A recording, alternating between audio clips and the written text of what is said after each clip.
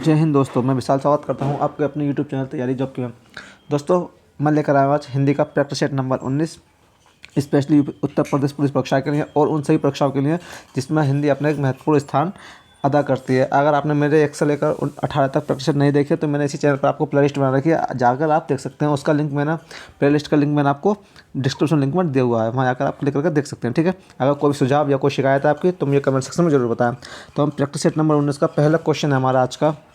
जीवा की नोक पर जब ऊपर के दांतों की पंक्ति के सामने वाले दांत के ऊपरी हिस्से के संपर्क में आकर वायु के प्रवाह को अवरुद्ध करती है, ऐसे उच्चारण स्थान को क्या कहा जाता है? ए दंत, बी मूर्धन्य, सी तालव्य, डी बत्सर्य। तो इसका answer option number D is right, बत्सर्य। तो बत्सर्य होते कौन कौन से? बत्सर्य होते हैं सा, रा, ला और ना, ये हमारे होते हैं बत्सर्य व्यंजन। तो इसका आंसर होगा option number D is right. अगला क्वेश्चन हमारे पास, स्वर तंत्रों के आधार पर व्यंजनों को कितने वर्गों में बांटा गया है? ए 1, बी 2, सी 3, डी 4। तो स्वर तंत्रों के आधार पर व्यंजनों को हमारे 2 भागों में बांटा गया है। ठीक है, एक हमारा सघोष, एक हमारा अघोष। सघोष और अघोष। अब सघोष होता है प्रत्येक पंक्ति का पहला, तीसरा और पांचवा वर्ण। इस अघोष होता है दूसरा और चौथा।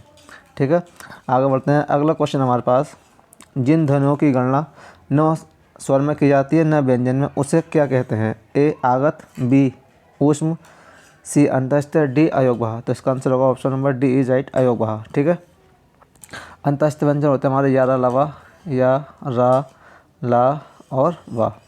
वही हम बात करें तो ऊष्म व्यंजन, तो ऊष्म व्यंजन होता है शा, सा, शा और हा। ठीक है, आगत व्यंजन हमारा होता है श्रा, ये हमारा आगत व्यंजन है। ठीक है, आगे बढ़ते हैं। अब अगला क्वेश्चन हमारे पास, बोली का क्षेत्र जब थोड़ा विकसित हो जाता है और उसमें साहित्य की रचना होने पर वे क्या बन जाती है? ऑप्शन ए ब्रजभाषा, बी उपभाषा, सी लिपि, डी क्षेत्रीय रूप। तो इसका आंसर होगा हमारे पास option number B is right, उपभाषा बन जाती है। ठीक है, आगे बढ़ते हैं। अगला क्वेश्चन हमारे पास, निम्नलिखित प्रश्न में 4 विकल्पों में से उस सही विकल्प का चयन करें जो शुद्ध वाक्य का सबसे अच्छा विकल्प है।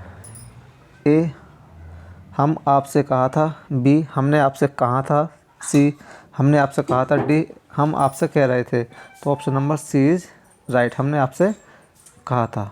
ठीक है, आगे बढ़ते हैं। अगला क्वेश्चन हमारे पास क्वेश्चन नंबर 6।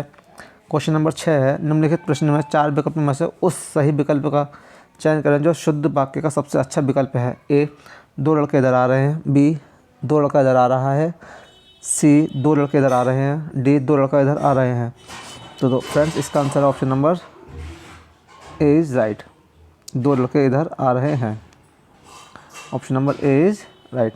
क्यों हम ध्यान देखेंगे, देखो दोनों ए और सी दोनों विकल्प सेम है, क्योंकि सी वाले में हम थोड़ा ध्यान देखेंगे तो इसमें है के ऊपर बिंदी नहीं है और यहाँ पर देखो है के ऊपर हल्की सी बिंदी दिखाई दे रही है आप लोगों को, तो इसलिए हमारा option number A is right होगा। क्वेश्चन नंबर 7 है हमारे पास, साहित्य का आधुनिक काल सामान्यतः कब से कब माना जाता है? ए 1850 ईस्वी से, बी 1700 ईस्वी से, सी 1750 ईस्वी से, डी 1900 ईस्वी से। तो दोस्तों, इसका आंसर होगा हमारा option number A is right, 1850 ईस्वी से। ठीक है, अगला क्वेश्चन हमारे पास, केशवदास द्वारा रचित आध्यात्मिक ग्रंथ का नाम क्या था? हालांकि जो ऑप्शन चारों दिए हैं ये सब केशवदास की रचना है, लेकिन इसमें पूछा है आध्यात्मिक ग्रंथ क्या क्या नाम था। ऑप्शन ए रामचंद्रिका, बी विज्ञान गीता, सी कविप्रिया, डी रसिक प्रिया। तो इसका आंसर होगा हमारा option number B is right, Vigyan Geeta. ठीक है, अगला क्वेश्चन हमारे पास, आधुनिक ढंग से पहला एकांकी किसे माना जाता है? ए बादल की मृत्यु, बी एक घूंट, सी कारवां, डी भोर का तारा। तो हम जरा बात कर लेते हैं ऑप्शन नंबर, इसका आंसर है ऑप्शन नंबर ए बादल की मृत्यु। बादल की मृत्यु के लेखक का नाम है श्री राम कुमार वर्मा जी, राम कुमार वर्मा जी, राम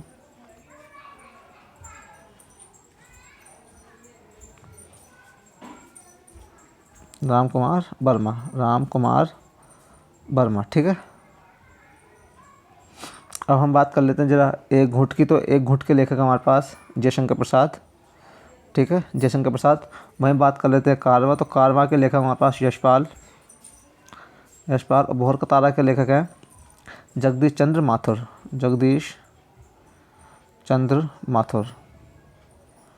ठीक है,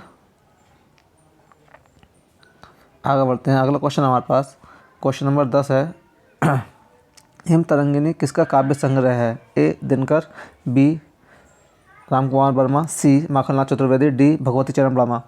तो इसका हम बात कर लेते हैं। इसका आंसर हमारे पास option number C is right, Makhanlal Chaturvedi. ठीक है, तो माखनलाल चतुर्वेदी की महत्वपूर्ण रचनाएं हैं जो बार बार विभिन्न एग्जाम में पूछी गई हैं, वो है हिमक्रीटनी,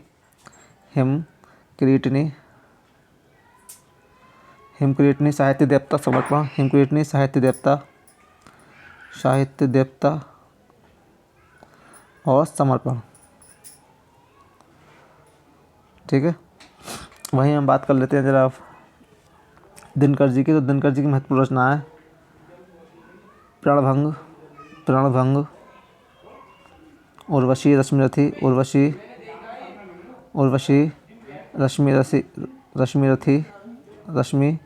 रथी। ठीक है, रेणुका, हुंकार, नीम के पत्ते एवं महत्वपूर्ण रचनाएं इनके रेणुका, हुंकार और नीम के पत्ते। ठीक है, आगे बढ़ते हैं। अगला क्वेश्चन हमारे पास, इनमें से कौन सी देवनागरी लिपि की वर्ण ध्वनि नहीं है? ए ग्रीवा ध्वनि, बी मूर्ध ध्वनि, सी कंठ ध्वनि, डी दंतोष्ठी ध्वनि। तो इसका आंसर होगा option number A is right, ग्रीवा ध्वनि नहीं है। इनमें से कौन सी देवनागरी लिपि की वर्ण ध्वनि नहीं है? ए ग्रीवा ध्वनि नहीं है, मूर्ध ध्वनि भी है, दंतोष्ठी भी है और कंठ भी है। तो हमारा आंसर होगा इसका option number A is right. अगला क्वेश्चन हमारे पास, किसी की कही हुई बात को स्पष्ट करने के लिए वाक्य के अंत में किस चिन्ह का उपयोग करते हैं? ए लोप, बी लाघव, सी रेखांकन, डी विवरण। तो इसका आंसर होगा option number C is right, रेखांकन चिन्ह का प्रयोग करते हैं। ठीक है, आगे बढ़ते हैं। निम्नलिखित प्रश्न में 4 विकल्प में से उस विकल्प का चयन करना जो सही वाक्य भेद का विकल्प है। मैंने कहा था कि उन्हें बाजार जाना है, मतलब माँ ने कहा था कि उन्हें बाजार जाना है। आपको बताना है वाक्य किस प्रकार का है। ए मिश्र वाक्य, बी संयुक्त वाक्य, सी निषेधात्मक वाक्य, डी संकेतवाचक वाक्य। तो इसका आंसर होगा हमारे पास option number A is right, मिश्र वाक्य। ठीक है, अब वही हम बात कर लेते हैं संयुक्त वाक्य की। तो संयुक्त वाक्य में संयोजक चिन्ह आता है, जैसे और, किंतु, परंतु। ठीक है, निषेध में आता है हमारा नहीं, और संकेत में आता है यह वह, ये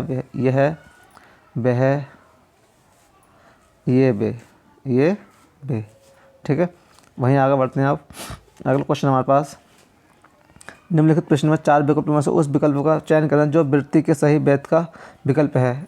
यदि सारा सामान मिल गया, जो भोजन अच्छा बनेगा। ए संदेतार्थ, बी संकेतार्थ, सी संभावनार्थ, डी निश्चयार्थ। तो इसका आंसर हमारे पास option number B is right, संकेतार्थ। यदि सारा सामान मिल गया, जो भोजन अच्छा बनेगा। आगे बढ़ते हैं। अगला क्वेश्चन हमारे पास, निम्नलिखित प्रश्न में 4 विकल्पों में से उस विकल्प का चयन करें जो रेखांकित शब्द के आधार पर पुरुषवाचक सर्वनाम के भेद का सही विकल्प है। वह कल मुझसे मिलने आएगी। ए संबंधवाचक सर्वनाम, बी मध्यम पुरुष, सी अन्य पुरुषवाचक, डी उत्तम पुरुष। तो हमारा आंसर है इसमें option number C is right, अन्य पुरुषवाचक। ठीक है, वह कल, इस मानी हमसे ये पूछा था इसमें। आगे आते हैं। अगला क्वेश्चन हमारे पास, निम्नलिखित प्रश्न में 4 विकल्पों में से उस विकल्प का चयन करें जो पक्ष के भेद का सही विकल्प हो। दीपा लगातार पढ़ाई करती थी, इसलिए कक्षा में प्रथम आई। ए अभ्यास घोतक पक्ष, बी नित्य घोतक पक्ष, सी प्रगति घोतक पक्ष, डी पूर्ण घोतक पक्ष। तो इसका आंसर हमारे पास option number A is right, अभ्यास घोतक पक्ष। ठीक है, तो क्या करती थी? अभ्यास करती थी, तो लगातार कक्षा में फर्स्ट आई। अगला क्वेश्चन हमारे पास, निम्नलिखित प्रश्न में 4 विकल्पों में से दिए गए वाक्य का सही काल वाला विकल्प पहचानिए। दीपा पौधों को पानी दे रही थी। ए अपूर्ण भूतकाल, बी आसन्न भूतकाल, सी पूर्ण भूतकाल, डी संदिग्ध भूतकाल। तो हमारा आंसर है आज का होमवर्क आपका कि भूतकाल के कितने भेद होते हैं। ठीक है, भूतकाल के कितने भेद होते हैं।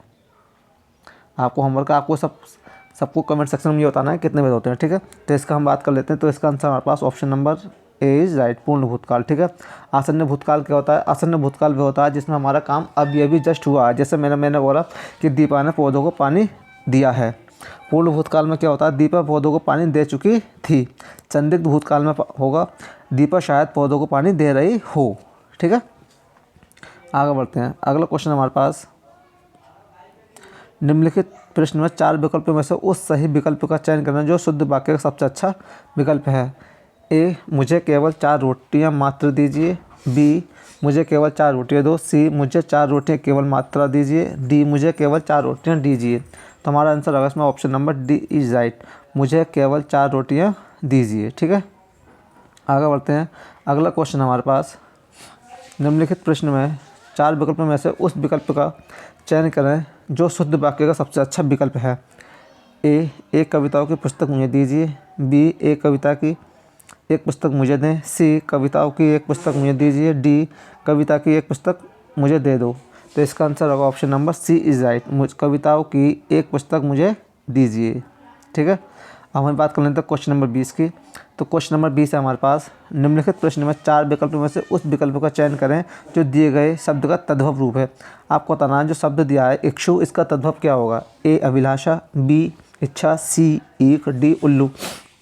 तो इसका आंसर होगा option number C is right, ईख। अब हम बात कर लेते हैं उल्लू के तत्सम की। तो उल्लू का तत्सम होता है उलूक।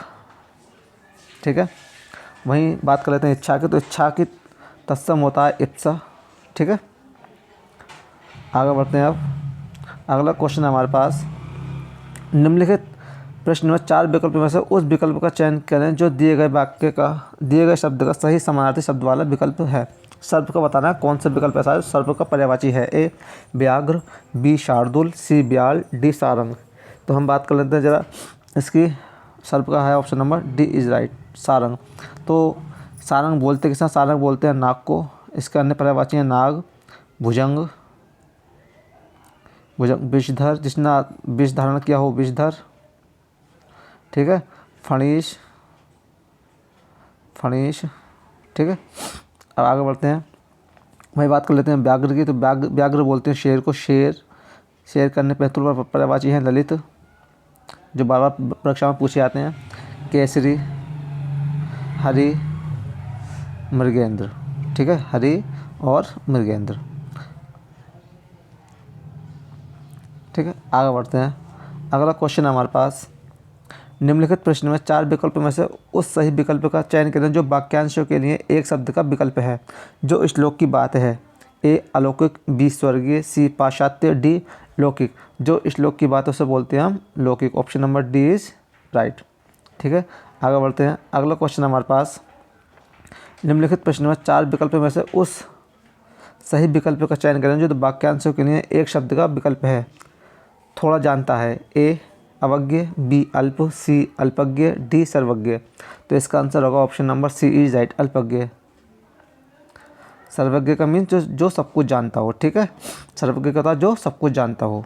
आगे बढ़ते हैं हमारे पास। अगला क्वेश्चन है क्वेश्चन नंबर 24, निम्नलिखित प्रश्न में 4 विकल्पों में से उस सही विकल्प का चयन करें जो दी गई लोकोक्तियों का सही अर्थ वाला विकल्प है। प्रभुता पाई काहू मद नहीं।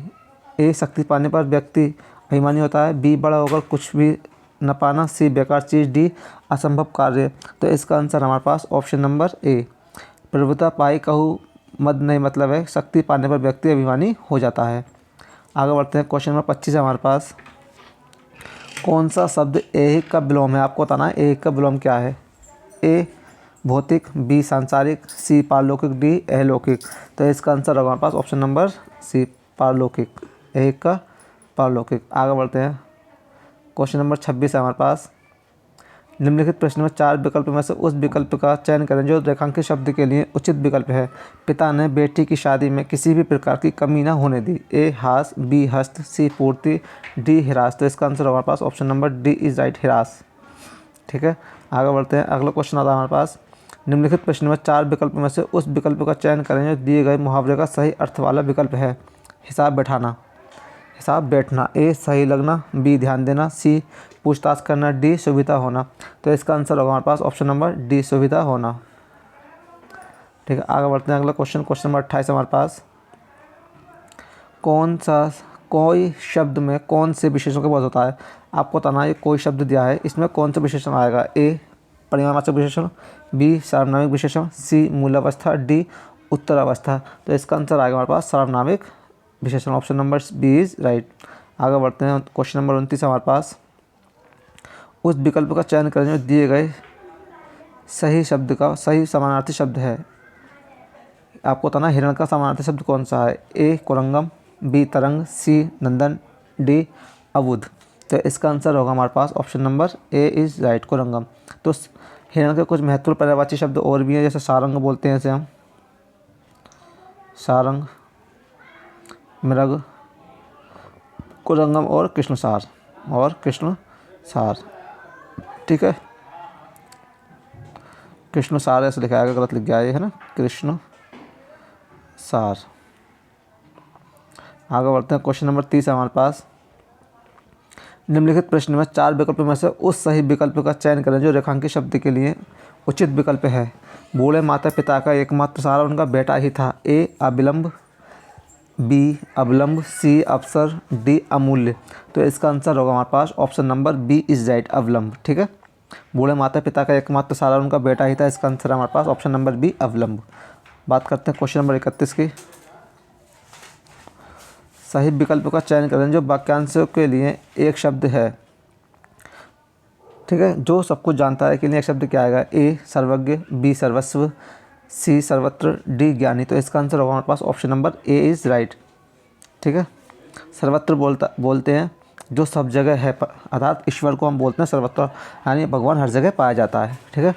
आगे बढ़ते हैं, अगला क्वेश्चन आता है हमारे पास। सही विकल्प का चयन करें जो वाक्यांशों के लिए एक शब्द है, आदि से अंत तक। ऑप्शन नंबर ए अनादि, बी आद्योपांत, सी समकालीन, डी समीचीन। तो इसका आंसर होगा हमारे पास option number B is right, आद्योपांत, आदि से अंत तक आद्योपांत, ठीक है। आगे बढ़ते हैं, अगला क्वेश्चन है किस व्यंजन का उच्चारण स्थान तालव्य है। ए गा, बी झा, सी ना, डी माँ। तो हम बात कर लेते हैं इसका आंसर की। तो इसका आंसर हमारा option number B is right, तालव्य है। तो हमारे व्यंजन के एक ट्रिक है याद करने की, तो हम याद करते हैं KTM2, KTM2, ठीक है।